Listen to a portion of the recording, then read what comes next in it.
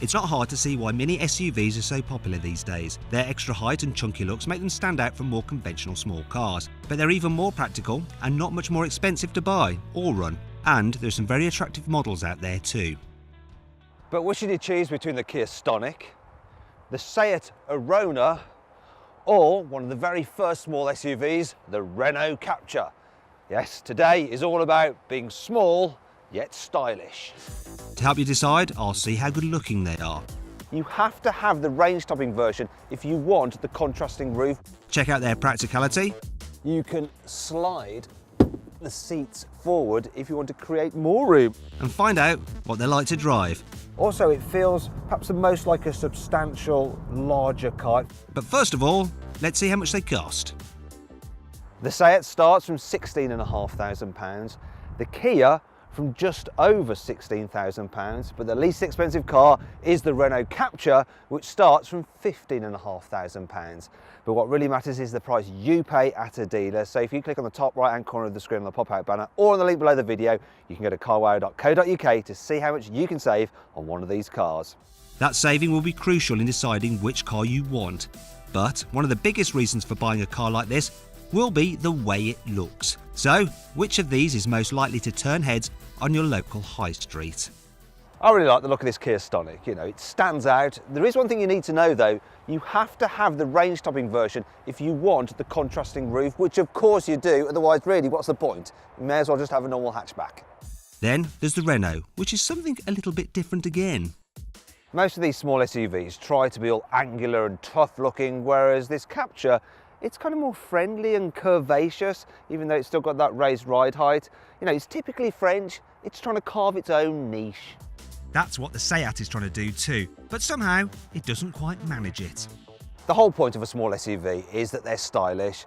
And for me, this SEAT Arona lacks that Spanish flair. You know, it's a bit more potato tortilla than padron pepper. That means it's less exciting, okay? That's my tapas reference. But are they just as tasty inside? Inside, this Kia has it going on. Not too much going on, which is a good thing, but just about enough to keep things interesting. I do like the design, and the layout's pretty simple and easy to use. My only criticism is the fact that some of the bits and pieces do feel a bit flimsy. So look at that now, it's a bit wobbly. It's not ideal, but other than that, it's generally okay. And I like the infotainment system as well. It's quite easy to use. I like the shortcut buttons and does all that you need it to. And instead of the normal, slow, laborious dial to recline your seat, you have a lever, then you can just go up or down that quick. After the Stonic, the Captur actually feels a little bit more upmarket. Unusually for these types of cars, the Captur actually has some soft touch materials here on the dash and on the door tops, and that helps make it feel a little bit plush. The only downside is that the actual design of the interior it's a bit blobby. It's nowhere near as cool as the outside. I particularly don't like the dials. They're just a bit childish, really. Then there's the infotainment system. I mean, it's all right, you know, it's okay. It's just not as good as you can get in other cars. And for proof of that, look no further than the Arona.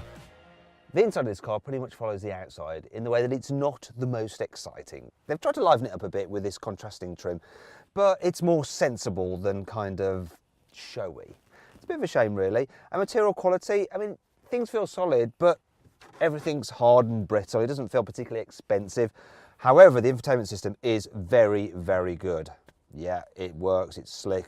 And to be perfectly honest, everything inside this cabin just works. So yeah, not the most exciting, but easy to live with. And that sums up the Arona perfectly. It's great for everyday life, but not quite the full package. The Captur and the Stonic also have their weaknesses, which means that there's very little to choose between the three cars so far. But will that still be the case when we look at their practicality? And the Kia is not off to a good start. It doesn't exactly feel the roomiest back here. Now, I've got okay knee and headroom, but taller people will struggle for space. As for kids, they'll be fine. What they might not like so much is the fact that it does feel a little bit dark. You'll get a bit scared. Fortunately, there's nothing frightening about the Renault.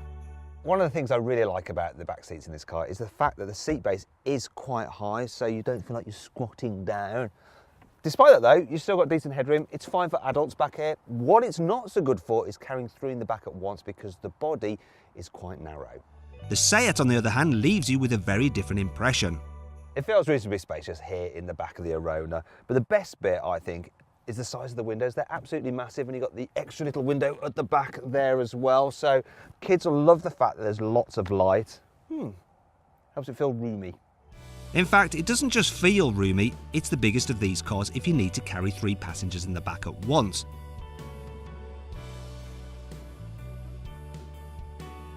On the other hand, there's plenty of room for a child seat in all of them. But the ISOFIX mounts are quite tricky to find in the SEAT, and that makes it a little harder to fit the seat securely in place. When it comes to safety, all 3 cars get 5 stars from Euro NCAP, but it's worth noting that the Renault score came back in 2013 when the regulations were less strict. And to get the safest Kia, you need the Advanced Driving Assistance Pack, which is an option on the most basic model. It's standard on the top versions though, along with some extra practical features like a multi-position floor in the boot. However, it's not all good news. Even though this car has a adjustable boot floor and you can fit the low cover underneath, you do have a bit of a boot lip, which is annoying. Still, when you fold the seats down, they do lie pretty flat, just like in the other cars. However, the overall volume is not as good. The Renault has a lot more space in its boot, but it isn't just big, it's clever too. The Captur's boot has plenty of functionality, so you've got an adjustable boot floor. Look at that, great, like that. But I like this bit even more. You can slide the seats forward if you want to create more room, and then it's massive. But you get almost as much room in the SEAT, even without sliding seats. This may be a small car, but its boot is actually a pretty decent size. I like the fact that underneath this false floor, you can keep the low cover there, so it's neatly out of the way. And with this false floor in its raised position, when you fold down the seats, you get a pretty flat load bed. Oh no, I said the word bed. It's instantly made me tired. Yeah, I've had a tough day. I'm running out of jokes. And when it comes to boot space, you'll run out of that most quickly in the Stonic. The Arona and Captur have much more room, especially when you slide the rear seat forward in the Renault. Drop the rear seats, and again there's more space in the SEAT and the Renault. In fact, they'll take a bike without removing a wheel. To make your life easier, with the floors in their highest position, the low bed is flat and there's almost no load lip to lift things over. Overall then, if you need lots of boot space, the SEAT or the Renault are clearly ahead. But can the Kia regain some ground with a good drive? Possibly. So it's pretty clear that the Kia Stonic feels the most car-like to drive, and when I say that, it's because you sit the lowest in it. It just feels like a normal hatchback, really. In terms of the suspension, it's the firmest, so the car is probably the least relaxing of the 3 over bumps, but the payoff is that it feels the most darty, the most agile in the corners. It can be a bit of fun, actually, if you get the right road. The Renault is also enjoyable to drive, but in a rather different way.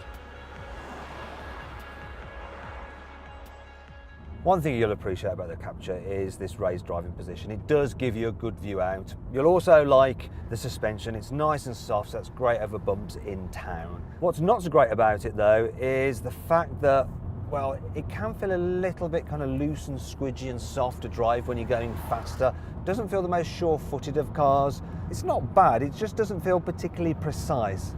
It's a bit ungainly. Engine's all right though, as long as you go for the 1.2 litre turbo petrol in this car. And if you go for the SEAT, it strikes a nice balance. Now I think this car sits nicely in between the comfort and the softness of the Renault and the sportier, harder riding feel of the Kia. Also, it feels perhaps the most like a substantial, larger car. It feels just a little bit more solid. The engine choice is good too, you know, it's wide and varied and they're all pretty impressive.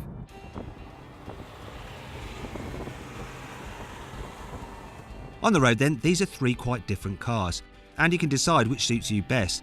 Now though, it's time for me to deliver my verdict on which I prefer.